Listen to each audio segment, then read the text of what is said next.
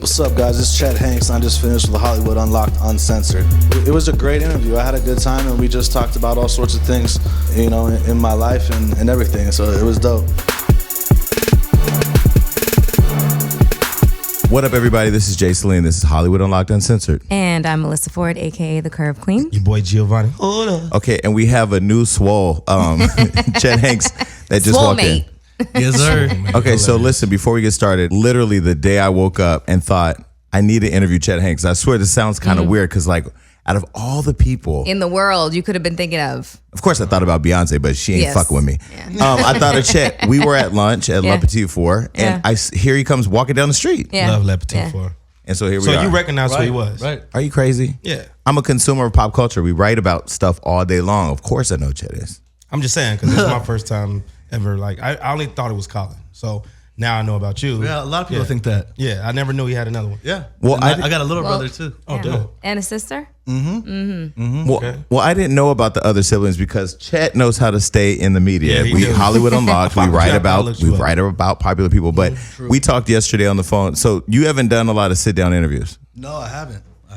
Okay, well, we feel privileged. I appreciate you for coming. No, We thank you guys for definitely having me up here. Always. It's dope. It's a blessing to be able to come and do things like this. So thank you guys. I was waiting for the text to say, I can't make it. But I prayed. I said, come on, Chet, don't let me down. Okay, so. Well, first, congratulations on your little girl. Beautiful. Thank you. She's absolutely gorgeous. What's Thank her you name? so much. What is it? What's her name? Micaiah. Micaiah. I was Micaiah. right. That's a really Micaiah. beautiful name. Thank you. So for Chet that doesn't know, Giovanni he struggles with pronunciation. We try to help him, so we jointly told her come shaped eating, that into an come name. to me, my girl pussy. But That's no, she's really gorgeous, and we're definitely going to get into that. Okay, so let's go all the way back. So most people know you for being completely reckless on social media. Facts. I have to start with I was on Love and Hip Hop for 2. You know that, right? I actually didn't know that until I ran into you. Okay, so I was on there with your ex Hazel. We had a moment. So how did you and Hazel end up even meeting each other? Because when I think about the universe, I don't really think about you two being in the same place. Yeah. How did that happen? We actually met each other just out one night. I was at Katana on Sunset. Okay. And I was just out. I was like at the bar and I saw like this girl. I was like looking at me, and I just went up to go talk to her. So that was it. That's how we Swag. met. Yeah. Yeah. Pulled that was her. it. Yeah. Oh, you know, That's I'll hilarious. talk to anybody. Like I'll Let's talk about the time you got at Megan Good. Oh yeah, that was on the day we met. Swag. Tell that story because I thought it was funny. Well, right after I had ran into Jason, and we had met for the first time, I just got out. I got out of the gym and I walked to go get some food at Takaya. You know Takaya on Sunset. Out of my budget. It's a healthy restaurant. No, it's good. It's good. It's like it's like healthy like Mexican food. Gotcha. And this is like directly after we had spoke. And I went and I went to go get some food and she was there, and I was like, yo, I'm not gonna like go see like Megan Good in person and like Not try to hit on her. and like not take the opportunity to like say something. So I went when she was leaving. I went up to her and I was like, yo. I was like, yo, you know, I talked to her a little bit and I was like, can I get your number? And she was like, I'm married. And I was like, so? I was like, I had no idea.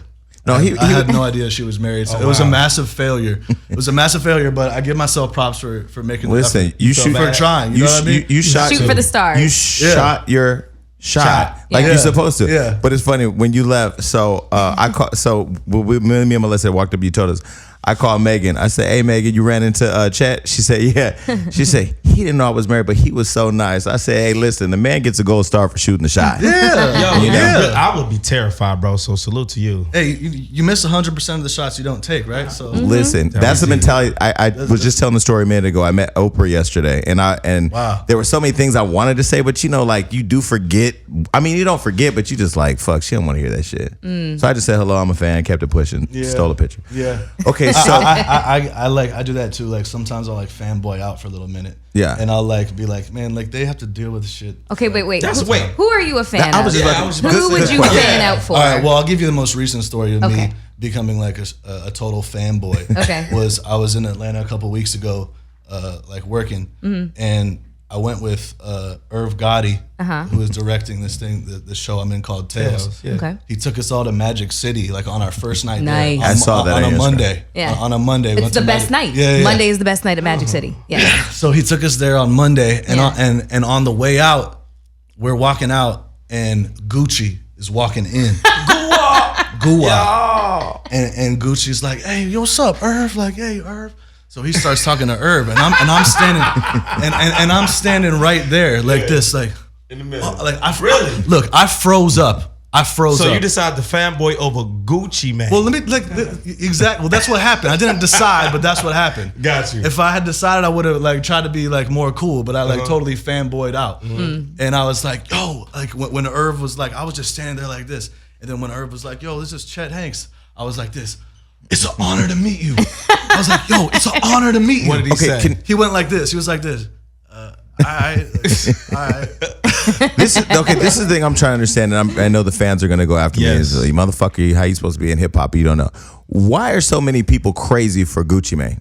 I mean, I really don't know. He's a legend. Right. He's a legend. I will agree. And you know, like he's kind of like the father of like current trap music. today. Yeah. I agree. Bitch, I might be. But very well Even put. I know his music. Very well. He kind of him and Zaytoven really started like the whole style today. So He was knows- research. He knows. And I've been listening to Gucci since like since he was fat. Teenage years. since he was hey overweight. buddy know me. Hey, I don't It's remember my that. kitchen. Like I don't remember that song, but I did meet Gucci at Ace's strip club in New York. I did a quick photo bomb because I wasn't gonna. I just said hi. He's a really nice guy though, right? Yeah. And I took my little photo bomb and I kept it pushing.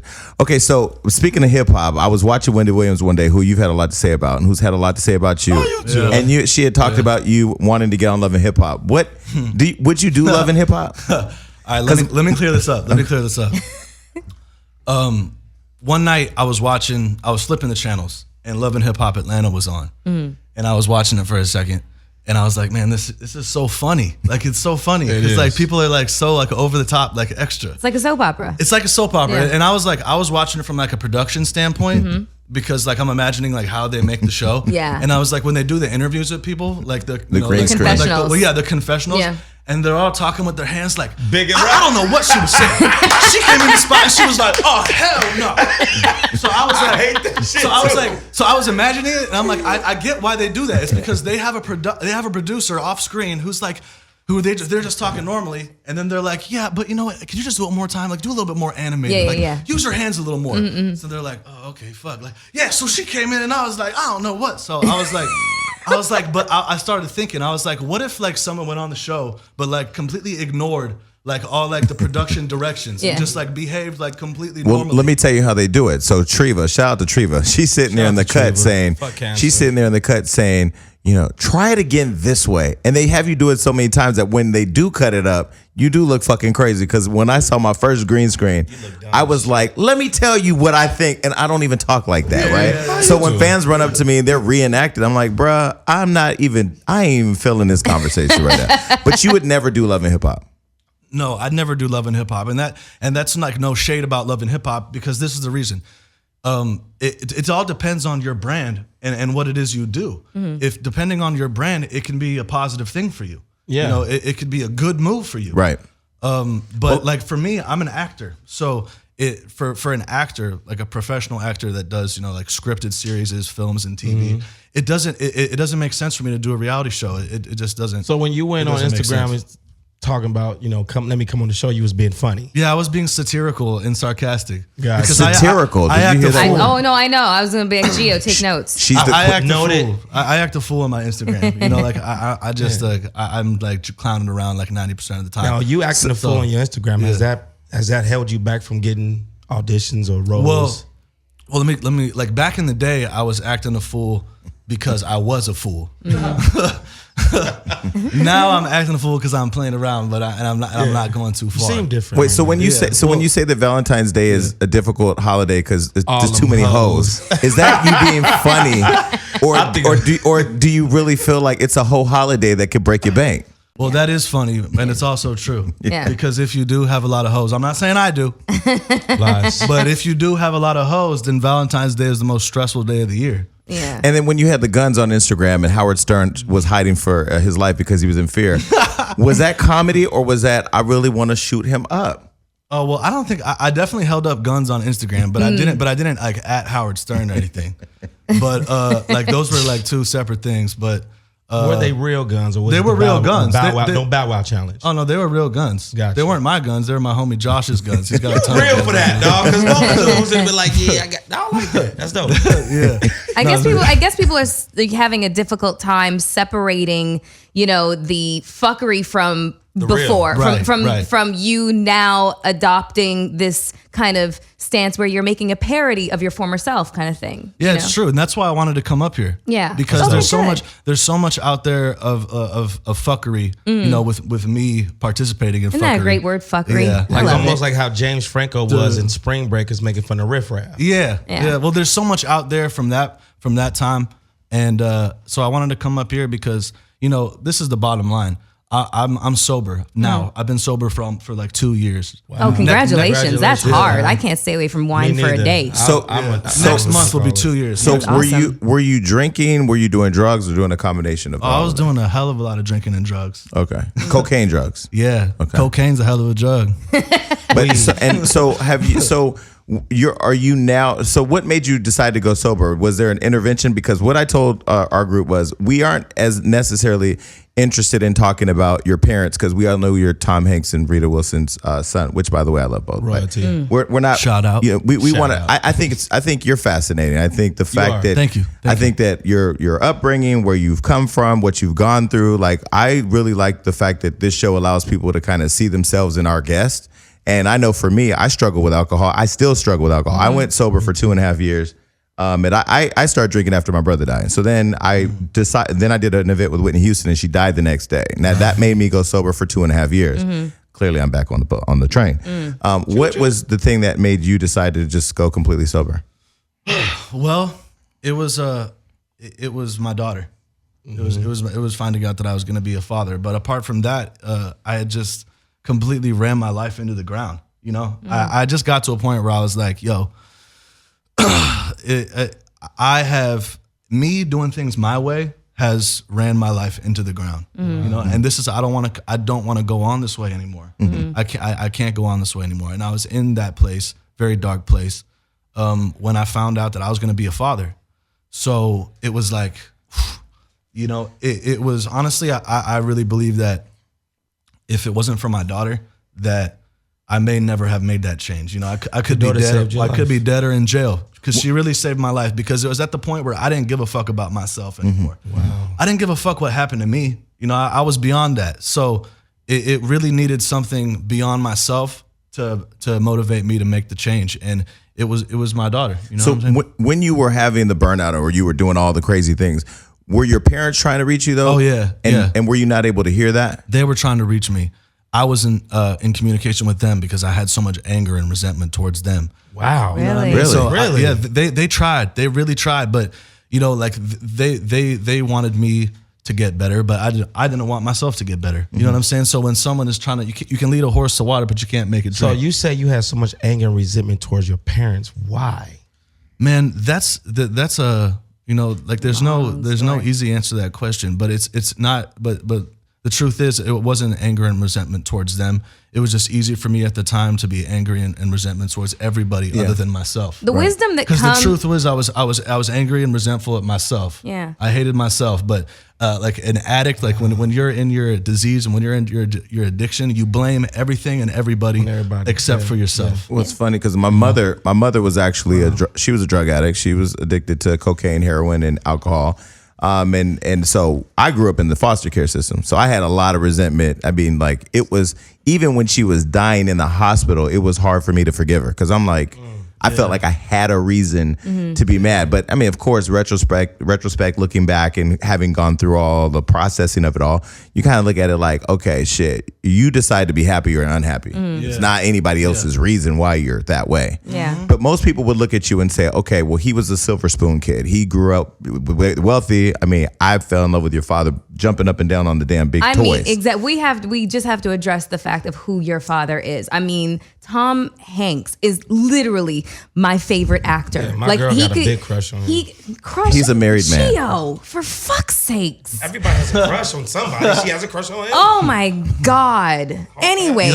You don't ever really meet someone who's like, nah, fuck Tom Hanks. No, you know, when you think of Tom Hanks, you definitely think of You like, don't think mess. Okay, You think dad. He's going to heaven. You think dad. You think awesome. You know, this is the guy I would love to be raised and by. that's all accurate. Yeah, that's all accurate. I mean, that's the truth. You can't. He's a great dad. Yeah, and my mom is a great mom. And Rita Wilson, I'm also like a huge. Yeah. I was just watching her episode of Law and Order SVU where she Yeah. had a young son who was kind of fucking up. Anyways, we're just gonna skate right over that. Funny how art imitates life sometimes. Don't say that again. Art imitates life. We need to get Chet a check for that episode. I Get me on the back end. Definitely have to acknowledge the fact that, you know, you seem wise beyond your years, and it seems Thank you so much. It really seems like, you know, when people come out of that cloud of addiction, that they see life in so much more of a clearer fashion than just the average person. But, you know, I'm just wondering, like, as a child of, like, you know, how nepotism kind of went the wrong way for you. Did you, like, kind of at one point resent the level of success that was kind of like imposed upon you? This like, is a great question. You're Tom Hanks' son. It is expected of you to be, and Rita Wilson's son. Yeah. You're expected to be as great as they are. Yeah. That's a heavy burden. Well, this is really interesting. I didn't know if you guys wanted to get into this, but I'd love to. We see how you guys are doing we try to follow where the guest wants to go. If you want to Yeah. go there, we're gonna I'd go love there. to go there. Yeah. Okay. I'd love to go there Yeah. because this is really interesting. There's no easy explanation to this, and I've been figuring it out my whole life of like, what, you know, like, how does this affect me? And for a long time, not even knowing that it did affect me because I have nothing else to compare it to. I just have my life. I don't know, you know. So looking back in retrospect now as an adult, I see, like, you know, how I've struggled, like, with things in my past. But at the time, going through it, not being aware that, like, I'm really, like, dealing with anything, it was just all very, like, cloudy and confusing. You know what I'm saying? Because of how this affected me. But here's the bottom line. When I was like, this is like a good, like, anecdote to kind of express it. When I was like 13 or 14, me and my parents were in Washington, D.C., and we got the invitation to go to the White House. And it was when George Bush was president. So we were in the White House, and we're not expecting, like, to meet him or anything, but like, he comes, like, the Secret Service comes, they clear out the hallway, they're like, the president's coming out. We're like, oh shit. So I'm 14. Were you listening to trap music then? Gucci man. Back then I was listening to, like, Tupac and, like, the Beastie Boys. Okay. Close enough. Yeah. Yeah. But so the president comes out and we meet him, and I'm 14, and, you know, my mom goes, this is my son, you know, like, yada yada. And then he looks right at me and he goes, hey, Chester, how does it feel to be the son of a famous father? Like, put me on the spot. And I was like, well, Mr. President, there's a lot of advantages, but sometimes it can be pretty awkward. And he said, that's a good answer. I think I know a little something about that. That's a good little bush. Yeah. That's a good little bush. So basically, it's like this. It's like I wouldn't change my circumstances for the world, because there's so many advantages and opportunities to it. But at the same time, it can lead you up to the door, but you have to walk through the door. And if you're not prepared to walk through the door, then it's gonna burn you. You know what I mean? And you have to have equity to stay in the room. You know, like, even if you get in the room, you have to have something that keeps you there. Exactly. But to go like way back, my life, like, growing up, felt like a paradox a lot of the time, because there was this great divide between what everybody expected my life to be like and how, like, and who I was versus, like, the reality. So basically, it's like this, like, the whole world, like, expected that I had this, like, very, like, privileged life, and I did have a privileged life, but they expected it to be like me, like running around like this Richie Rich. Like Richie Rich. Like I didn't have a care in the world. I had, like, endless money, and I could just, like, hang out by a swimming pool all day, like, drinking margaritas, and I'm, like, whipping around, like, Rolls Royces and shit, like, partying in mansions. Like, that's what they expected my life was, and it wasn't like that at all. at all. Like there were kids that I grew up around that did live like that. But you were on allowance. But I wasn't. No, like let me tell you something. Let me put it like this. Like where other kids like boom, 16th birthday. Like what you want? Benz. Like Beamer. Like Floyd Mayweather's daughter. You just got your driver's permit. Like Floyd's our sponsors. Like his daughter had Drake and Future perform with this big old bash with a G-Wagon given to her. Dope. That's dope. That sounds good. I would have liked to be there. You know? Next time. But like where's Chet's world. Like it like I grew up with kids like that. 16. Like what you want? But me, it was like, yo, Dad, can I get some money? He was like, yeah. Like go wash my car. I'll give you $20. Wow. You know what I mean? Like it wasn't like that. Like it wasn't like that. Like I got and because my parents are first of all, they're very smart and they're very modest and humble. So they were aware of the fact of like, okay, like if we raise this kid like the wrong way, like it's all gonna go bad. You know what I mean? It's because he's gonna be in the public eye. He's gonna have a lot of attention on him. And if we just, give him things, then he's going to be spoiled. You know what I mean? So not only did they not spoil me, but they went to like far lengths to make sure like that I was like as normal as possible. You know what I'm saying? So like growing up, like I had it like harder than a lot of the kids like that, like whose parents like weren't like any just like rich, like or just not rich. Like your dad could be like a dentist or some shit, and like those kids were like balling out compared to me.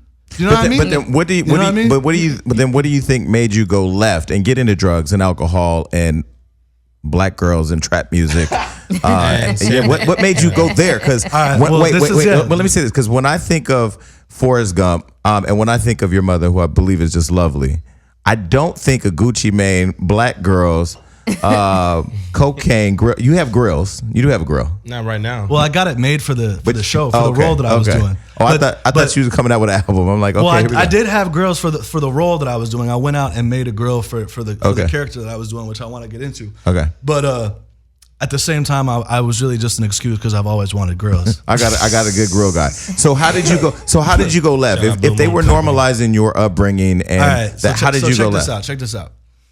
This is another part of the paradox that I'm talking about. Growing up, it seemed like everybody, everywhere I went, different schools, high school, college, whatever. It was always like, it was never like this. Oh, that's Tom Hanks' son? Oh, like I'm gonna go kiss his ass. Like I wanna go be friends with him. It was the opposite. It was like, I'm gonna fuck with him. That's Tom Hanks' son? It was like, fuck that guy. I bet he thinks he's so fucking cool. He thinks he's like, he's such hot shit because of who his dad is. Fuck him. You know what I mean? That was the attitude towards me. Everywhere I went. So that led to me developing a chip on my shoulder because I didn't think I was cool. I wanted you to like me. I just wanted to make friends. Like I didn't think I was cool. Like I didn't think I was hot shit. Like I wanted to be, just like anyone else. You know what I mean? So I dealt with all this negative energy surrounding me. And it's like everywhere I went, people weren't getting to know me. It's like, oh, who are you? You're Chet? Okay, what's up? What's up, Chet? It was like, oh yeah, well, I know who you are. You know what I mean? So that was the energy surrounding me my whole life. And I didn't get it. Like I didn't understand why. All right. So that led to me, like people fucking with me. Not in a good way. Not like I fuck with you, you know? But like fucking with me. So that led to me developing like a real chip on my shoulder. You know what I mean? Like a real chip on my shoulder where it's like to like basically like get people to like stop trying to punk me. You know what I mean? Like I would rather make myself intimidating than make myself friendly. Yeah. Because when I made myself friendly, people mistook my kindness for weakness and they try to punk me. You know what I mean? Like for real. Like I know I went to private school and shit, but like we got in fights shit too. Like that shit happened too, you know? But you also have a degree. You went to Northwestern, right? Yeah. Okay, so you're smart as fuck. That's why that big word you used a long time ago that I already forgot. Satirical. That probably made Melissa wet over there. Shut up. She's the dictionary thesaurus all in one. No, because first of all, talking to the mic, we're on the radio. But when you walked in the building, she saw you through the glass. I saw you check out his body. We're gonna get to him working out the gym. Listen, we all know you're down with the swirl, and we know he's down with black women. So the daughter that you had by your baby mom. Wait, hold on. The daughter that you had with the black woman, was that a planned pregnancy, or did that happen on accident? No, it wasn't a plan. It wasn't planned. So it was a blessing, out of nowhere. Blessing in disguise. Yeah. So with all of everything that's coming out in the media, the names, Jigaboo, Negroid, How does that make you feel? How did that make you feel? Oh man, I don't pay any attention to that. I don't pay any attention to that. I wouldn't say that they were necessarily like all over the place. They were like on some really obscure bullshit, racist fucking WordPress. There's always going to be like there's always going to be parasites out that. You're looking at two people who like, you know, are half black and half white. So, you know, like you choose to like, you know, hear it or ignore it, you know? So, I mean, I learned very early on, like when I first started, I learned very early on when I started, like, you know, like being like in the public eye, to have thick skin and just not let that affect me, because even if you get angry about it, then you're allowing them to breach your inner peace. Right. You literally just like, if you even have any type of emotion about it, then they've already breached your inner peace. And you just have to accept that that's part of the world. There's always going to be sick, parasitic people out there in the world that are just like peasants of the soul, peasants of the mind. You must have had a really good therapist. So when you were on your rants and doing all of your crazy things, what were the phone calls from your family like? Were they like, okay, Chet, you need to relax, or was it just like stop drinking the jungle juice? It was like Chet, like, what are you doing? Like, you are fucking up. Like, just stop. Like, stop. Like, you cannot win this. Like, you cannot like fight your way out of this. Like, just stop. And I was just like, I wasn't even trying to hear it, because I didn't even have a relationship with my family at that point. when you were having all the issues and things that were going on, did you have real good friends around you, or were you pretty much just out by yourself burning out? I've always had my real good friends in my life. Always have my real good friends in my life. But at that, there were times when my friends were like, yo, dude, like, what are you doing, man? Like, what are you doing? Like, they said that to me. But I also had a bunch of bullshit ass people in my life that I was like going out of my way to kick it with. And that's what like drug culture does to you. You know what I mean? Like that when you're on drugs, that's what happens. You end up surrounding yourself with other people who are sick. You know what I mean? And misery loves company, because you're all like got the same mission, which is just to get high and get high together. So it's like you pool your resources together so you can accomplish that objective of getting high. And you know, the outcome is that you're just surrounding yourself with a bunch of really sick people. And the reason why I asked the question is because earlier we had talked about Chris Brown, and kind of knowing Chris from back in the day to where he is now. The Chris that I used to know is gone. Like, the Chris now is surrounded by a lot of people that I feel keep him in that place because they need him to keep that thing going. I could see somebody like you having people around for, like what you just said, to like kind of keep, you know, to bring your resources together. So like for somebody like a Chris Brown that's had those troubles and having come out of that yourself, what advice would you have for him? I don't have any advice for Chris Brown. I couldn't tell him shit. I can't tell Chris Breezy shit. I mean, he's a GOAT, man. So yeah, I mean. But some of the greatest have died at 27 years old. Janis Joplin, Jimi Hendrix. So I don't know anything. I don't know anything about Chris Brown's life, but I'm sure that he has the wherewithal to keep himself, you know, good. You know, no matter what. Okay, so not to personalize it for Chris, for anybody out there who may have been in your situation and wants to get through it to where you are now, what advice would you give them? For anybody who like it was in my situation, with a drug addiction or alcohol addiction.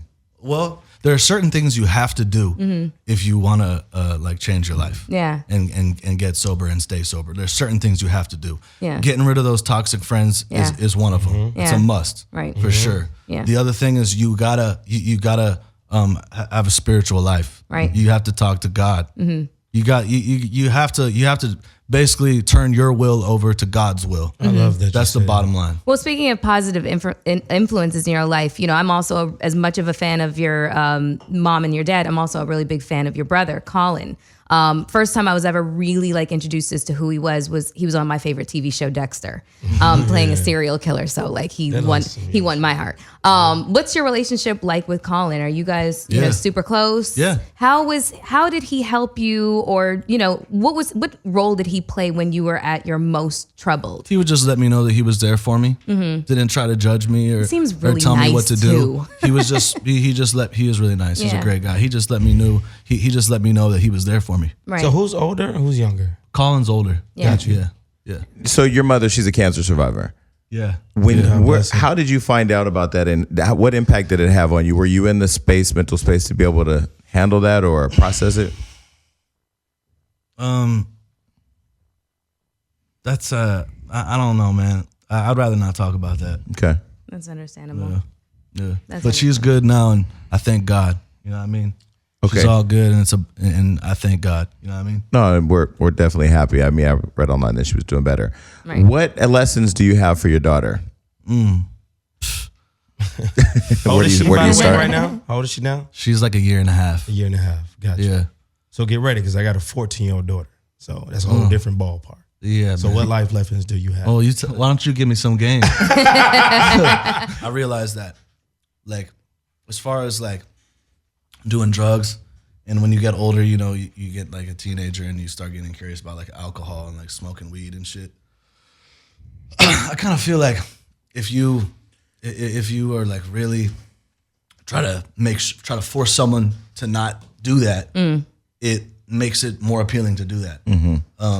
So I'm not gonna like project the fact that like I'm like a drug addict like onto her as if like, oh, if she does it then she's gonna be like me.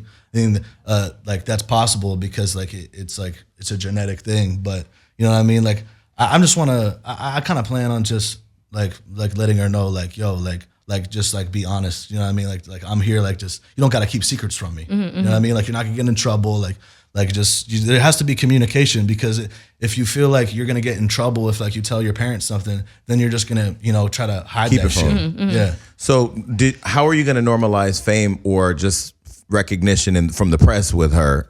And were you prepared for it? Like, was there any process where you were told or trained on how to deal with it? People want to talk about you because of who you are. Yeah. Like it's crazy. I really wasn't trained. I was just like, my parents were just like, yo, stay out of it. You know what I mean?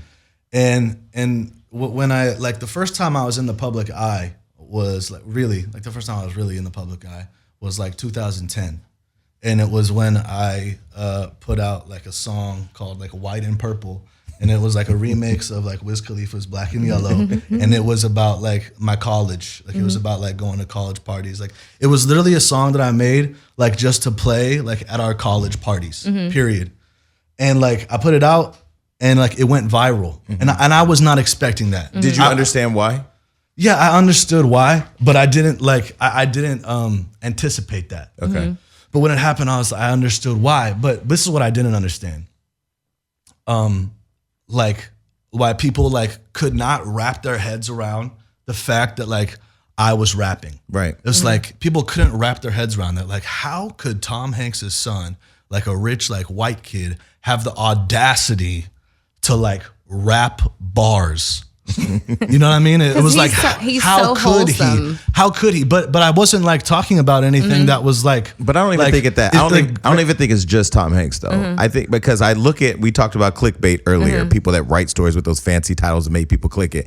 Anytime they want to take a jab at you or talk about you, they'll put Tom Hanks as the first two words, so everybody clicks it to see what the fuck is going on. Yeah. And what I love about Chet now, and just from what I've seen, even if you do the research, you've been doing your own thing. You don't hijack the name or the family and put that in front of who you are. I've never seen anything where you've done that. So what I think is not just the Tom Hanks or Rita Wilson. I think it's the fact that if you are white and you have an appreciation for urban culture or hip hop music or anything, because even when Eminem came out and was seriously rapping, he was tested. Now he's the greatest. You know. Yeah. Do you think because I think where you were talking about earlier with the racism and the stuff that we found online, do you think it's just that people don't want to?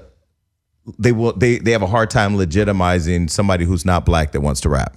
I don't think it's that I don't think in my case, I don't think it was so much about race as it was about class. Class, Yeah. okay.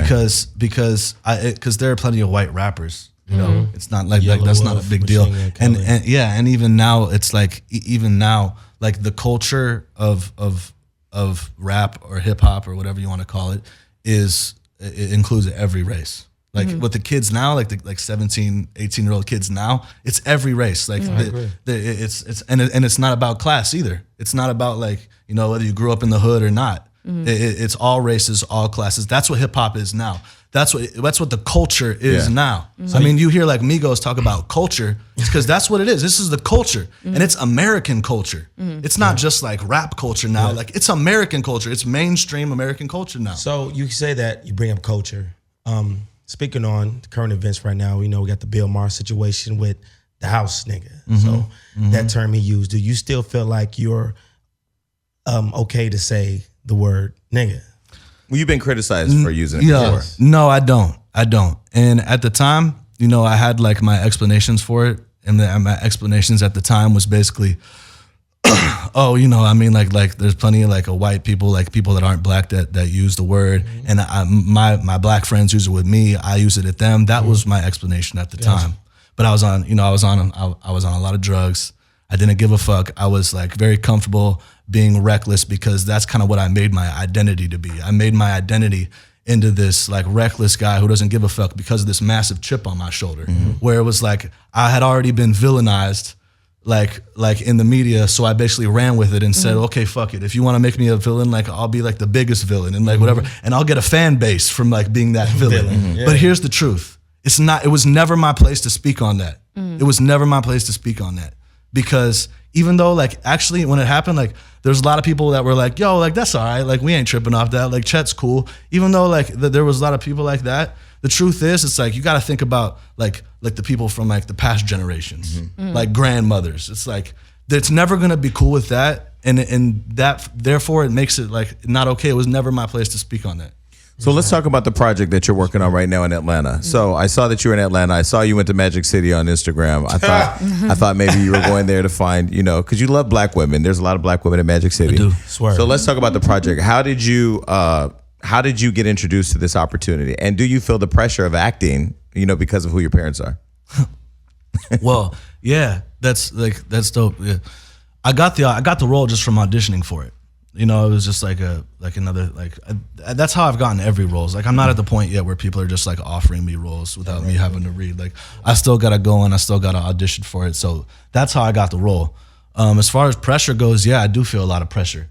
I do feel a lot of pressure because, you know, like people are, I'm under a microscope. You know what I'm saying? So it's like, and that's how I feel like in regards to a lot of the things, because like not only like am I being judged as an actor compared to my dad, but you know, when you come from a place of privilege, people are always gonna say like, oh, like whatever, everything you get, You didn't earn it you yourself. didn't get it for yourself. Yeah, like, yeah. oh, like fuck you. Like, so you gotta work twice as hard. You gotta work twice as hard to prove to people, no, like I am worthy of this. You know what I mean? Like it wasn't handed to me. I am worthy of this. And that's the truth, because I've worked for everything I have. And my parents have never given me money. Like I support myself completely on my own. So for people who aren't really familiar with the Tales project, you know, it's Irv Gotti's project where he takes classic songs and creates a 3-part narrative, you know, so like fuck the police. Can you tell us what song is, you know, part of the storyline that you're involved in? Yeah, so each episode is a different song. Yeah. So each episode is a different cast. Yeah. So my episode is Fuck the Police. Okay. And it's the season premiere. Okay. They also got like Trap Queen is one of the episodes. A Children's Story by Slick Rick is one of the episodes. And I can't remember the other ones, but mine's the season premiere. It comes out June 27th, and it's like 2 hours long, and it's we're doing NWA's Fuck the Police. Shout out Nafisa Williams. Yeah, shout out Nafisa Williams, my bro Matt Noska, my castmates, everyone. It was like an incredible experience, the whole thing. It was really like one of the most incredible work experiences I've ever had. Wow. Shout out Irv. Yeah. So you've never really done an extensive sit down. So what I just want to know, what do you think the biggest misconception of Chet Hanks is? That was deep. I gotta think about Well, because if you look at everything that you've said or been said about you, I feel like when you say or do things that are funny or when you were on drugs and alcohol, it becomes a headline. Then you go on the defense and you go jugular, which by the way, I ain't gonna lie, sober or not, I respected it. Because I'm you know, I understand it, you know, and like but you don't really, I've never really seen anything that really describes you from your own perspective. You know, it's like these narratives of people they say about you, you know, so you should do Love and Hip Hop, by the way. But what do you think the biggest misconception is? There's a lot of misconceptions about me, you know. As far as the biggest one, I don't know. Or just any.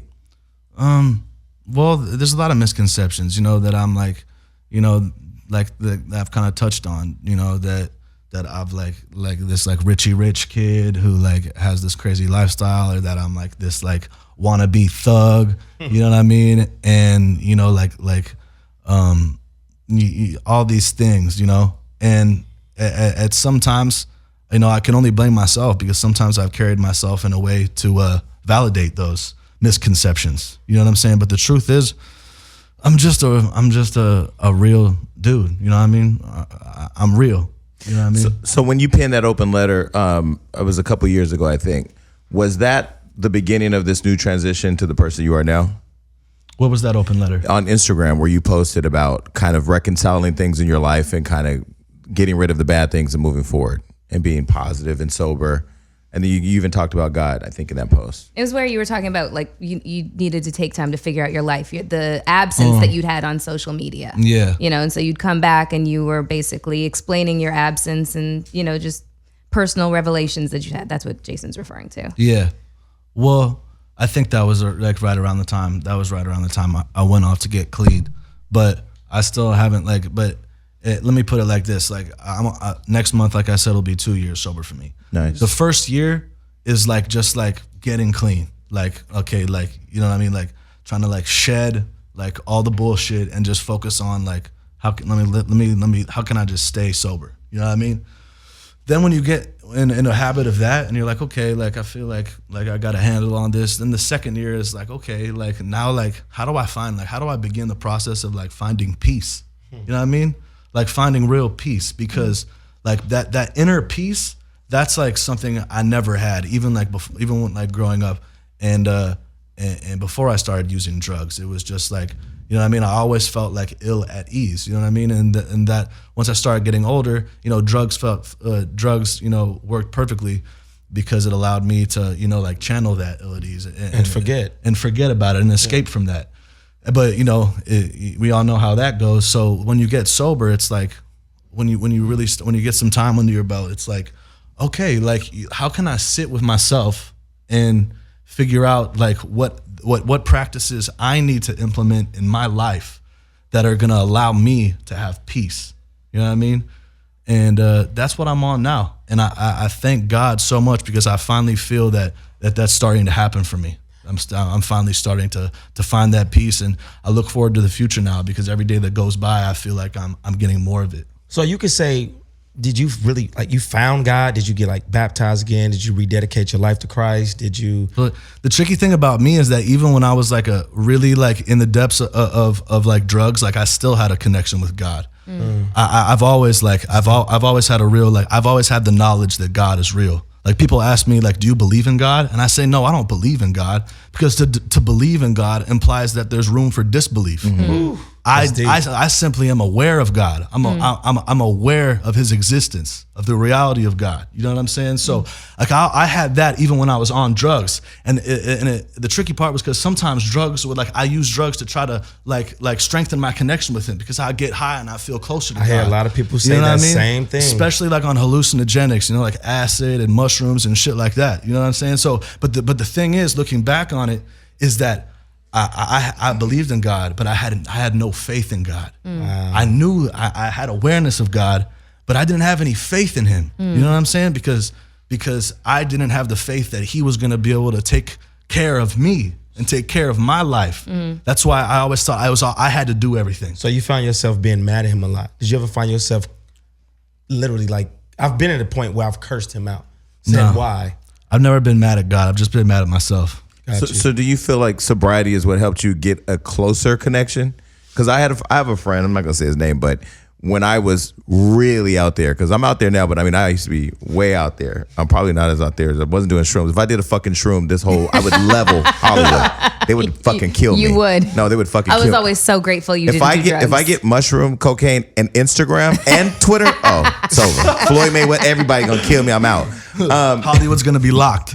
Hollywood, I'm gonna have to move back to Stockton because niggas gonna be trying to get me. Stockton unlocked. Do you feel that? Because I had a friend who used to always say to me when I was in the middle of my storm, yo, bro, you need to get with God. I'm like, I pray every day. I literally will drive down the street and randomly just thank God that I made it listen today. To gospel music other. I listened to The Storm Is Over Now by Kirk Franklin before I got here. Shout out to his little short ass. But no, I had to distance myself from him because I felt like he was projecting this perception that I had somehow been disconnected to God because I was going through my trial, and I feel like we all go through a trial, some bigger than others. But do you feel like the sobriety was able to give you the mental clarity to get deeper connected to him, or what was that journey? Because you sound completely different than. Yes, you do, bro. It's two different people right Thank now. you, thank you. Sobriety has allowed me to relinquish my will to God. Because as I said before, even then I still knew God was real, but I was doing all these toxic, fucked up things in my life that was just sabotaging myself. That was just sabotaging my life because I was living completely in my own will. And my own will was like, I want to get high, I want to do this, I want to do. So I was just living my life in my own will, and so now I knowing that like there are things that I had to change. Like it's a daily, on a daily basis. I have to remind myself like, yo, like let me try to like turn my will over to God. Let me just try to listen and see what He wants me to do next, not what I want to do next. And I still and I fail all the time. I fail all the time, but it's like a daily, you know what I'm saying? It's a daily practice. It's a daily practice, and the more you practice it, the more peace I have. I know you and Wendy have had your moments. Would you ever go on the Wendy Williams show? Well, I'm gonna email this. Like to her, I'm like, it's funny because like a bunch of people have been like telling me like on Instagram, be like, go on Wendy. I would love to see you go because I think she would expect you to be one way, as a lot of people have, and I think you would come on there and just completely surprise her. Yeah. Well, I would hope so. I think that I would, but I'm a little hesitant because sometimes like it kind of seems like that show is like her whole audience is just gonna like gonna be prompted to like do whatever like she tells them to do. Like, but no. Let me tell you something. I've done Wendy's show, and she can be diffused. I'm a fan. I love her, but she can be diffused, and I could see that happening with you. Like when she likes to be surprised because she thinks that she has seen it all. You know, she is a veteran in this business. She's seen it all. She's been through it all. So she is very rarely surprised, and you are quite shockingly just completely just aware and introspective, you know, and an enjoyable interview. And I'll be honest with you. He didn't have a publicist call me. He didn't ask me all the questions and say, don't talk about this and that. That's why I think it's been a little all over the place, because we don't want to, we want to go where you want to go. And I think what she'll find is that you being as open, and I really feel like when you live in your truth, and people get a lot of criticism. I say some of the craziest shit and do some of the craziest things. See? But you know what though? No matter whether I'm standing next to Floyd Mayweather or I'm next to Oprah, you or Oprah, or I'm in West Hollywood with all the homosexuals, people respect the fact that I am just authentically me. And I feel talking to you just today, like I really feel like you haven't ran from a question. You haven't. I mean, I feel like you're just really being real. She can't hate that. Yeah. I think what she does good is she does do those little jabs to try to throw you off. But if you focus, I would love to see you on Wendy. And just a double dutch back in there, man. Just to pick double up Dutch was a game for girls. But no, actually, bro. You said no gay geo stuff during this interview. My daughter does double Dutch very well. Listen, just to pick about what he said, speaking with you now, we know who you are. We know who you're the spawn from. I don't feel like spawn. That the spawn. I'm sorry, I can't. I spawned from, which means I came from. I just feel like I'm talking to progeny, a cool ass motherfucker, dude. is the word you're looking for. A cool ass dude that I met, motherfucker, at Beverly Center. And we had a few drinks at the Dime Bar, and that's good, man. So God bless you and everything you do. Thanks for coming, Spawn. And thanks for and Gio, thanks for letting your 6 fans online know that you've met Chet before. I brought him to the show. You look like a UPS truck. But that's okay. And if it's full of bunch of bottom homosexuals, you'd be right there to take them. Listen, all right, so we know your go-to. Chet, thank you for coming on the show. Thank you guys. Thank you for trusting us. Thank you so much and, for coming by. We out. Thank you guys. God bless you. Let's just jump right into the week in recap, starting with you, Miss Melissa Ford. I was in Vegas, having gallivanting. Okay. Well, first of all, I don't appreciate that the way I found out you were going to Vegas was a jet photo posted to Claudia Jordan's Instagram, who I didn't know was now your new BFF. This is what's that. I'm happy for that. I don't know I don't know what to feel about it, because their relationship is just like a roller coaster at fucking Magic Mountain. Okay. Well, you were watching my Snapchat, so you probably saw it there first. Yes. No, I saw it on Claudia Jordan's Instagram first. Yeah. And I was like, wait a minute. Then I started doing my research. Yeah. Okay. I was watching too. I was researching too. Okay. Well, I mean, Claudia's cool. We do have like a little bit of a history that doesn't really make a whole lot of sense. And I feel like part of the reason why we've, had downs is because there's, been other people's interaction. Yeah, And but that was. but then I'll also say that she did need to mature a little bit. I will definitely say she definitely needed to mature a little I feel bit. this fight coming on again. No, and she and Hollywood has just a way of like,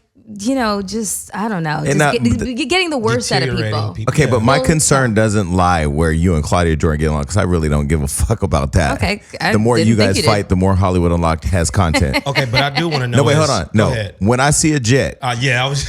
because see, once the jet photo got posted, I timed that motherfucker, and it was about 55 minutes until you posted. So I said, okay, that's a Vegas flight, because Yep. if you were flying East Coast, Yep.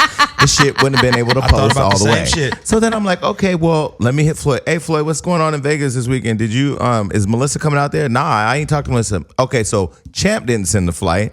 So now we got a problem because I'm not in the loop. So I'm thinking pretty much in the back of my mind, that was a Claudia situation that set that up.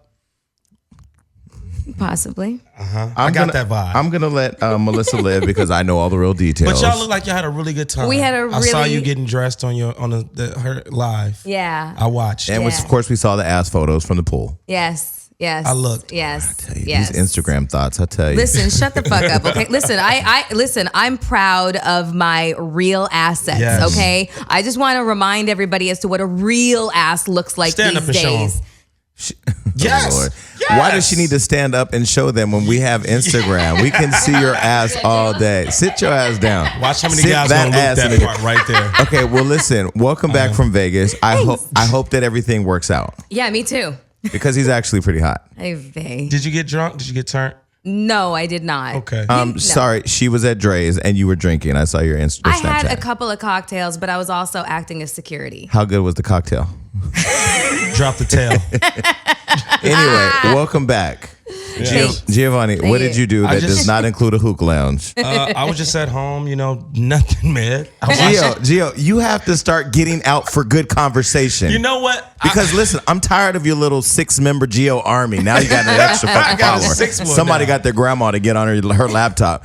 Here's the deal. What did I I am do? tired of the fans saying, "Oh, he's just bragging and boasting about being with this celebrity." And that's Listen. I'm sorry that my life is lit and you listen ain't to you in me. the basement. I could easily go and gallivant. I love that I'm learning new words. I can call up all these celebrities. I could do that, but I don't be doing shit, man. I be at home reading scripts. Okay, That's what listen, I really be if I'm doing. gonna sit here and do this show and smell this mic that smells like ass, I don't know what fucking I really be at home. Baboon was reading on this mic scripts. before I me. be at home going over my impersonations. Going over sets. I host a lot of events, so I'm going over bullet points because it's always a heavy load of hosting shit. So, So you're always working. I'm always working. Listen, man. you just wanted to say heavy load. We know. Oh, God. But part of being in Hollywood is also getting out and networking. You got to get out Well, you there. know How what? do you think I get invited to so many fabulous Well, the thing things? is, I don't get.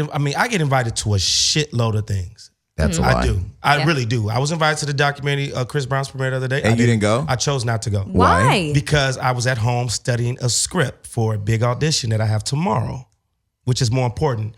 I love Chris. That's my boy. But I'd rather be at home studying my craft to get where he is. Okay. You know?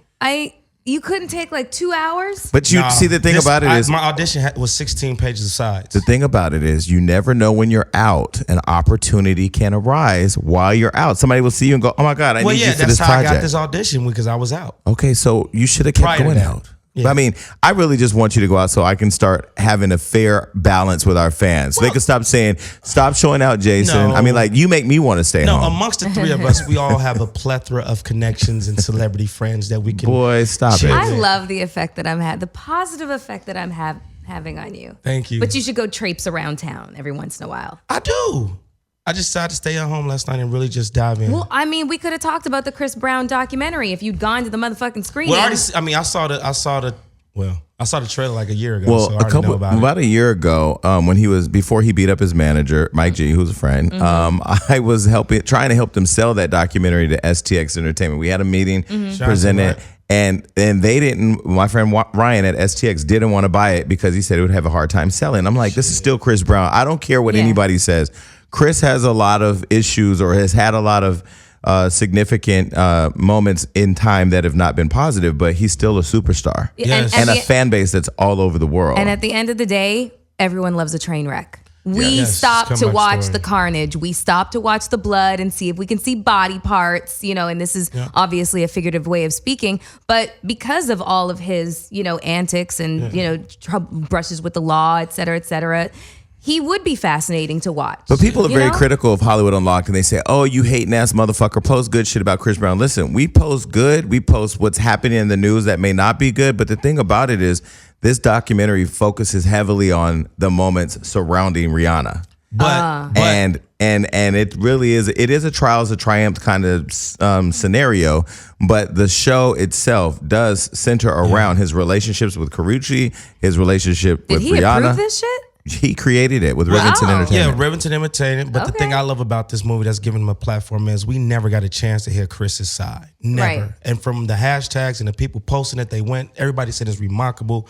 It made people fall in love with him again. And that's why I applaud Lil Mama for taking that platform that she did and speaking up for him, because now I think this documentary coming out will help put a lot of things to bed and will help Okay, the well, world I'm to forgive sorry. him. Give the context as to how Little Mama Little fits. Mama did an interview where she talked about and defended Chris Brown As she and his should have. indiscretions and said that people need to let him live. But again, Little Mama's known as being a stunt queen, and anytime she can have an opportunity to throw something out there to get on, she does it. I'm not saying that was her intentions. I don't but talk she to was the telling girl. the truth. I agree with 100%. Yeah, a lot of people did, and a lot of people didn't. But the thing about Chris in this documentary is that, Chris, I thought about this yesterday. As much as I used to really, really like Chris, he's not a person that I personally want to know anymore. Like, I don't want a relationship with him anymore, because I feel like over the years, we all change. I've changed, he's changed, you've changed, everybody changes.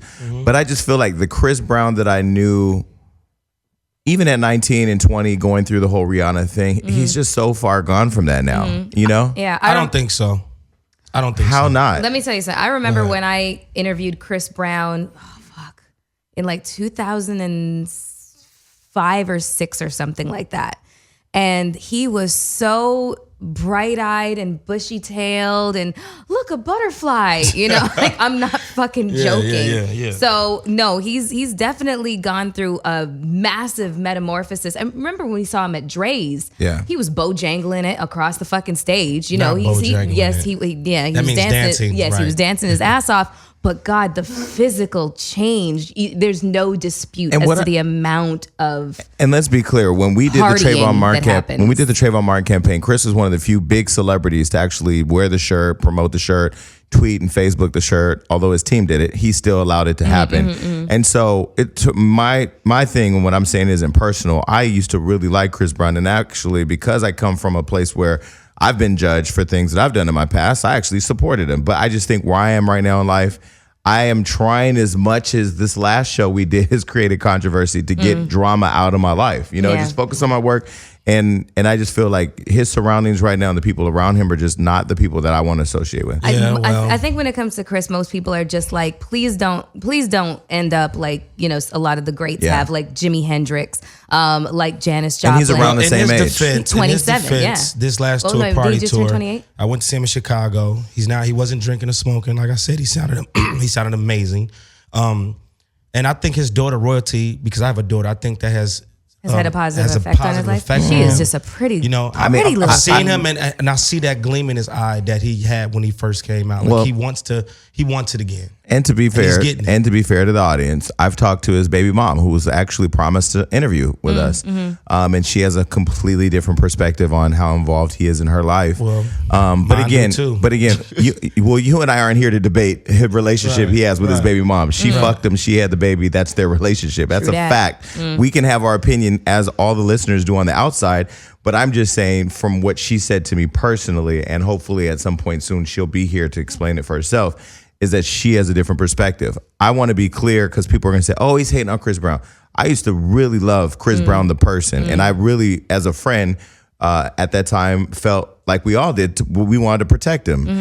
Hopefully this movie does well for him. Hopefully Royalty is an inspiration in his June 8th. life. And hopefully he continues to soar, because I don't want to see anything bad happen to Chris. Yeah. So, okay, this past week, first let me start by saying that I only have one apology for the last show. Only one apology. I never apologize for my opinions and my point of views, because they are my point of views. And I said this at one of our earlier shows, that now that I've really gotten into Hollywood Unlocked, I am so loyal to my brand, and my brand is about facts and truth. What it's not about is using the platform for personal attacks. So the only thing I apologize for is calling Amber Rose a bitch. Right. 60% of our listeners are women. Yeah. I have 5 sisters. My sister called. She was just like, yo, everything you said was dope, but you shouldn't have called her a bitch. Right. That to me made it personal. So for that, to Amber Rose, I apologize for calling you a bitch. Yeah.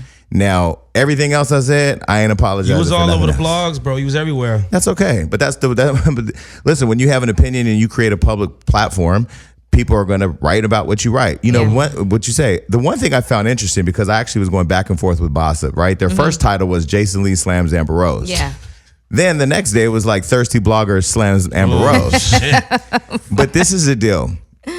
I've spent money with Bossip. I don't have a problem with Bossip. I love the fact that Hollywood Unlocked is growing to the extent that people feel a need to attack me, and that's okay. I don't take it personal. I literally don't lay in bed and go, "Oh my God, I can't believe they said this and that or whatever." I really don't. Yeah. But I did watch the show, and my own criticism of my own participation was, okay, I believe in women and I believe in the feminist movement. I believe in people like Gloria Steinem and Oprah and other people that have done whatever they can to contribute to the advancement of women, so that way women are treated equally as men. I was watching The View yesterday. There was an author on the show, and she was talking about, things she did to stay competitive in media. She had facelifts. She did all these crazy things to feel like she could be equal to a man. I don't feel like women should have to go through that. But I also firmly believe that a slut walk and the way that it's happening here, without knowing how many, I do want to do my research because we have Benzino coming on the show who has had his own feelings about the slut walk, is how much money are you creating slut scholarships? Are you creating, no, and I'm not even trying to be funny, playing on the word, right? Yeah. Provide scholarships, provide programs, go and speak to little girls and tell them that just because they're a woman, that doesn't make them less than a man. And because they're a woman, they are greater than a man because they gave the man life. Right. Do something to empower women. I can be critical of a platform, but I think when I lash out and say how I feel personally in this arena, it kind of dims down the light from what I'm trying to say. I would have to agree. What's funny about that is I become the byproduct of that, because I'm supposed to sit here and I'm supposed to defend all women. So when you launch into a tangent and, go fucking like, scorched earth on motherfuckers, and then I'm expected to check you. Motherfuckers, you try it. You try that, okay? I think this is, when you go off on your rants, or he doesn't really go off on a rant, but when you do, or when I do, and if he was to, we're allowed to say our point of view. It's true. And you are welcome to your opinions, and you can be challenged on them, but they belong to you. Yeah. But when you call Amber Rose a bitch, or when you went off on Moniece and called her Honiece and all these things, the fucking blowback, the fucking brains are all over my face. And this isn't to say anything to you, like it's not a criticism to you. It's more like this is just my reality, and it's more like, people, listen, okay, this is a show where he's got his own opinions, and yes, we will debate back and forth, but I choose my battles. That's just basically it. I just choose where I want to integrate my opinion and whatnot. And there's things that you said about Amber that I kind of do agree with my level of confusion. And maybe it's not just her. The whole slut walk thing, slut shaming. I fucking hate the phrase. I hate it. Yeah. I hate it. And I also don't, I know what she's trying to say. I know that she's trying to say that, as a woman, just because you wear something doesn't mean that you should be, judged and misunderstood, or whatever the case is, or just basically dismissed, or whatever the case is. But that's not reality. You know what I'm saying? Like, you can't, there's just, I feel like the message is not very clear cut, or maybe I don't have a good enough understanding of it. I think a lot of people are really confused by the message. Listen, I'm a woman who made a career off of being sexual, okay? But it was clearly a business. When those cameras went off, I put my jogging pants on and I went the fuck home, or I probably had dinner with the crew or whatever. But it was just a business, and I knew how to counter those images with a lot of like, responsible action, and to talk about the fact it's just business. It's just, it's just something that I do. It's adult entertainment. It's not nude, but it's not for everybody's eyes. You know? Listen, let me be very clear, because I don't personally respond to I don't report to anybody. I say what the fuck I want to say. Except Jesus. I don't report to anybody because we don't report to Jesus. Jesus is not a report card, okay? So let me be very clear. I don't apologize for any opinion or belief that I have on this show, nor, if you guys are getting shot in drive-bys, I would say buy some Kevlar and let's go. I've been shot in drive-bys but let a me lot. just say, like, another thing that really bothered me was what I said about Karrueche was not in any way negative. In fact, I said a lot of positive things about Karrueche, and I've talked to I've communicated with Karrueche myself, so she's clear, I'm clear, we cool. I love and respect Karrueche. I think she's done a dynamic job of building her brand. What did they say you said about They it that was basically- negative? I saw that in the comments a lot of Here's the thing, what people have to realize, I'm going to school our audience. Bloggers, people like me that work online, we rely on you clicking our links for us to get paid. It's called clickbait. So if I write a title and say Melissa Ford busted wide open for Floyd Mayweather, I'm clicking that. you're gonna click it. Now when you get in there, if she like busted her head falling in his house, Yeah. that may be the story, but to get your money, to get your business, we baited you to click our link. So they basically said, Jason Lee goes crazy on Karrueche and Amber Rose. Of Right. course you want to click to find out what the fuck I said. Yeah. And then when you get in there, they tried to, the way they creatively told the story, it made it look like I attacked both. So Yeah. I reached out to Karrueche. I'm not reaching out to Amber Rose. I have nothing to fucking say to her. Right. And again, I don't hate Amber Rose. My whole point of addressing the issue was I don't talk bad about her brand. I am critical of the slut walk because I don't understand its purpose. And I heard she had something to say about Hollywood Unlocked, so I created a pathway for my message to get to her. Now, I know she got that message. Yo, absolutely. Now, whether she responds or doesn't respond, I'm okay with that. But as long as she knows, I know you talking shit. And if you want to talk to me, come here and talk on our show. Or let's sit down and have a conversation. I did get a text message from a phone number that I didn't know that said, keep saying my name on your motherfucking show, bitch. I'm assuming that, shit. I don't know who it is. It could be anybody. Could be anybody. But, I called it back. They didn't answer. I would go out on a limb to say that she would have a better, conversation with us here on this show than I feel like the opportunity she was given on Reverend Run and Tyrese's show. They brought her on the show literally just to condemn her. I watched that episode and I was disgusted with what they did. With What show is this? It was the show with Rev Run and Tyrese on VH1. Okay. What a man said. I They had don't their know. A book or fucking some stupid shit. man's opinion. I don't fucking know. It irritated the shit out of me because this was one instance where I was just like, they're literally Bashing just her. like, bashing her, like right in front of her face. She did a great job and she was very dignified and very elegant and very eloquent. I loved watching her in that. And when you guys said, when you've met her, she's sweet. very Let me sweet. be honest. She's never been rude to me. She's never been disrespectful to me. But her team told me that a third party got to her and told her don't fuck with me. So she decided Not to I ain't fuck fucking with him. Right. Okay. When we've always been cool. Right. And we supported the launch of her emoji. We've been supportive of the Amber Rose stuff. And we have been critical of the slut walk, but that is the extent. We've always said how good of a mom she is. We've always said Great mom. how beautiful her son is. We've always Beautiful boy. supported her. Yeah. So I didn't understand, and I still don't understand. I'm not that type of person. You can't come to me and say, don't fuck with Melissa. I'm going, and she will tell you. She came to me a long time ago and told me not to fuck with somebody, and I didn't listen to her. I got burnt by that person, and it was like, okay.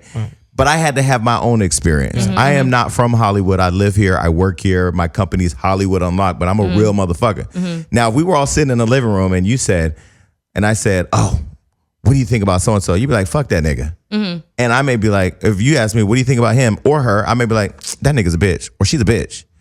But see, I understand having this platform when you Yeah. say somebody's a bitch. Yeah. That transcends beyond a normal conversation. This feels like our living room a lot of the time. It does. You forget the- honestly, that conversation Yeah. was like, You forget the mics we're just and the talking. cameras on. You forget that a lot. Exactly. And, back to the whole slut walk thing, I think that really, honestly, what my problem is, like, we try to, there's this argument of trying to diffuse the word nigga or nigger or whatever the case is. You know, thank God I'm half black so I can use it, you know. You're going to get killed for that. You're going to get killed for that. Unlike our guest who's coming in later. But anyways, that was the segue. You're right. Yeah, exactly. But so people have made the argument that to use the word is to try to diffuse the word. And so I guess I want to know, is that the premise for using the word slut in terms of like a positive motivational? We can sit here all day and go back and forth about what. Amber Rose, I'm telling you right now, ain't never gonna come and sit in this chair. She won't. You never know. Hold on, let me tell you why she won't. Because every single celebrity that calls and says, I want to come on that show, but I gotta approve the questions first. We don't approve the questions. No. Today, Chet Hanks, son of Tom Hanks and Rita Wilson, is coming in.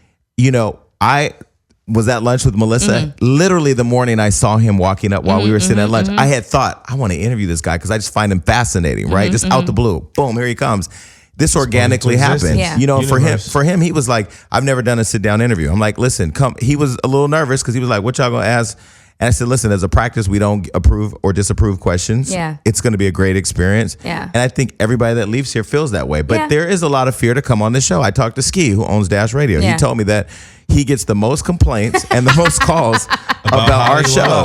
Which is a good thing. And they struggle to book, because I was like, y'all motherfuckers ain't booking nobody. He was like, people are afraid to come on your show. But I'm going to tell you, we are the truth. Amen. We're the truth. We're going to always ask the questions that the fans want to know, but we're going to do it in a way that makes you feel comfortable. And so for that reason is why I do apologize to Amber, because our brand is not about lashing out and attacking. Even if I feel that way privately or personally, I could have tempered that a little bit. So I do apologize for that. But I don't apologize for being critical And of the listen, brand. and it's hard to get an apology out of, I almost call him J-Lo, Jason. So I commend you on that. And that was no shade, Jason. You're I really cruising got for you. a fucking I bruising, almost man. really called you J-Lo, but I Listen, love you. So I'm not worried about it, because before I even got to the show today, I said to myself, I'm interviewing a son of Hollywood royalty. I won't talk about Gio being a homosexual. You gonna stop? Don't try to emasculate me. Before I can get to my viewers are not going to love that. Before I can get to the studio, and shout out to your girlfriend who helped you out with that term, emasculate, because I only follow the gay shit that you say. What are you talking about? I got one more thing I want to say. So shout out to Amber Rose. I apologize for Gio calling you a Army bitch. assemble. Shout out to Amber Rose for calling you a bitch. Okay, here we go. Yesterday. Yes. So I got invited to meet Oprah Winfrey. Yo, I'm fucking mad. I want to hear this story. Stop talking. So I get this invitation from my friend. I'm going to say her full name. Saptosa Foster from the 135th Street Agency. I'm going to tell you why. When I was at Essence Festival last year, me and the team were exhausted because it's so fucking hot out there. Oh my and God. if you don't drink a lot of water, Yes. your ass to get dehydrated and get tired. So I was tired. So I see Saptosa as I'm going in my hotel. Name. And Saptosa says, I want to invite you to a dinner. No, I saw her at the Ciroc brunch. Yeah. I said, she said, I want to invite you to a dinner. I said, okay, send me the invite. So she sends the invite. It's literally just a black card with like the address and all that. I'm like, I ain't going to that dinner. It was Oprah Winfrey's dinner. So I was pissed. The next day, Claudia Jordan and I are stalking Oprah in the mezzanine, but we can't get in because they roped it all off. And we see Oprah walk by and wave, and I'm like, fuck. So I've always had it in my heart to meet Oprah, and I'm gonna tell you why. When I was younger, my brother got murdered. You know the story. I was very depressed. I fell into a deep depression. That's where the drinking started. That's where the gaining of the weight started. That's where a lot of, I think, just issues around life in general happened for me, because it was such a life-changing thing. Oprah, it was her show 10 years later, and I literally was like mourning for 10 years. Saw a show where Dr. Phil was on the show with this woman whose daughter had died, and she said, Oprah said, what are you going to do when you leave the show? She said, well, I was planning on going home and killing myself. And Dr. Phil was like, really? And he said, why are you going to continue to mourn over the one day your daughter died instead of living to celebrate the whole life she lived? It was that show that made me literally, Damn, that was deep. literally, that was the last day I cried about it. I mean, I can still get emotional, Right. but it was the last day that I was like actively mourning my brother's death. So I had always wanted to tell Oprah this. I didn't get to tell her this yesterday because, of Damn. course, when you're in her presence, it's just you like, just it in. lose the power of speech. I have said, it's God, Had a stroke. Jesus, Oprah, then Beyonce, No, right? Michael Jackson has to be in there somewhere. I walk in the room. There's a bunch of people in the room. Yeah. Variety, all these outlets. And you know what? They weren't sitting in the front row. I'm like, are you fucking nuts? See, this is the difference between a person that's a go-getter and that wants it and a person that just want to be in the room. Yeah. I sat right in the front seat. Yeah. And I put my arms and I was waiting for Oprah. So Oprah comes out. Her security's there. Clearly they spot me. Clearly these are black men. These are black men, so clearly they've seen Love and Hip Hop. Because they're watching me the whole time. Yeah. So I'm like this. What's up? How you doing? Because I'm trying to make friends with security. Because if you cool with them, that's how you get in. Yeah. So I'm telling the girls next to me, I said, they said we can't take no photos. They were like, yeah. I said, we gonna take a photo. They're like, this is not gonna happen. I said, no, we're gonna take a photo. So I go up to her security afterwards. I go, hey, bro, can I get a photo? He was like, nah, she's not doing the photos. I said, okay, not a problem. So I waited in the pocket, the same way I did Beyonce when I jumped from behind the tree. I waited in the pocket, and I'm standing there with my phone, and I keep tapping my phone so it doesn't go, so it doesn't lock. And my phone is open, my picture is ready. So Oprah walks up, and I go, and she looks at me. She the funny thing is, the way I was stalking her, she felt like this nigga thinks I'm his prey. Right. I was stalking her with this look, and so she hit the corner, and she looked at me, and I go, okay, I had a whole bunch of shit I wanted to say to you, but I forgot. And she goes, well, it's nice to meet you. I'm Oprah. I go, I know you are Jason. I think I may have curtsied or bowed or kissed her hand. I don't remember. So I was like, it's so nice to meet you. Thank you. So then she left and I was like, fuck, I didn't get a chance to ask her For a picture. or just anything. Like, I need to have a better memorable moment. So I wait, I walk a little ahead, and then she comes back around. She looks at me and she goes, you back? I go, hi. I remember what I was going to say. I was just like, I own Hollywood Unlocked. She looked at my name tag. I said, I own Hollywood Unlocked. I'm a big fan of yours. Thank you. That was all I said. And Wow. so she walks away, and now I'm like, so I go over to get a soda, and I think my whole team is in the chat room saying, you better get a picture. We know you're going to get a picture. So I'm thinking, okay, I can't be no bitch. Jason Lee ain't no bitch. Okay, ain't got no bitch. Okay. This Now is you're it. turning into This a is it. stalker now. So I now pump myself up. She goes and takes photos. So people are trying to get a photo, and Oprah's like, no, I'm not doing any photos because if I take one, I got to take one with everybody. Yeah. So she said, fine, just get your cameras out. So she's walking, and they're trying to get it, and people can't get their phones. My shit is ready. As soon as Oprah walked up, she went like this, and I took the picture. You caught her and she mid-drive. goes, now that's how you do it. And she gave me a high five, and I was like, yes, I had my moment. And she walked away. And from that picture, I said, yeah, she was walking. But it was in a quick drift. I was like, damn, you got a picture. She was she throwing up a gang sign? I have a picture. Listen, we That's are hilarious. not going to disrespect No, Oprah what was she Winfrey. throwing up, bro? She was throwing up $2.9 billion. Yes. And you know what? I fell in love with Ava DuVernay yesterday. I love her. She's because so fine. their relationship, the dynamic, she was speaking about women being in front of the camera, but also how important it is for women to be directors, and how season 2 of Queen Sugar, which was what I was there for, is directed by all women. Oh, wow. And the movie Wonder Woman that I went to go see the other night is directed by a woman as well, and the movie's phenomenal. And I hate Wonder movies. Oprah and Ava DuVernay, they're doing a Twinkle in Time.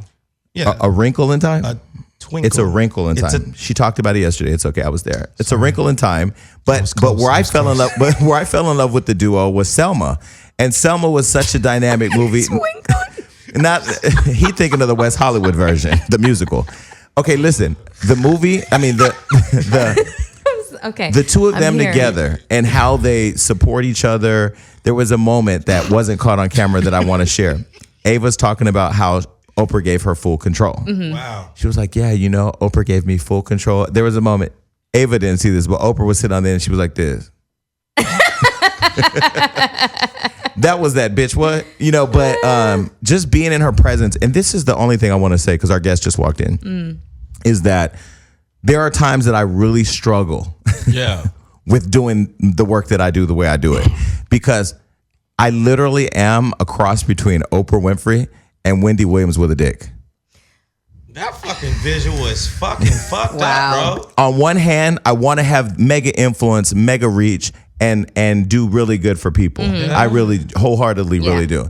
On the other hand, I have an obligation as a fan and as a consumer of pop culture to tell it how it is. And I have a dick. Right. So That always seems to creep its because way if you into think the about it, in conversation. Hollywood, most people are just super polished and branded and not me. packaged. Yeah. I don't want that. And some people are super reckless. I Yes. feel like literally I'm in the middle. I would like to be in the middle. Yeah, between two tops.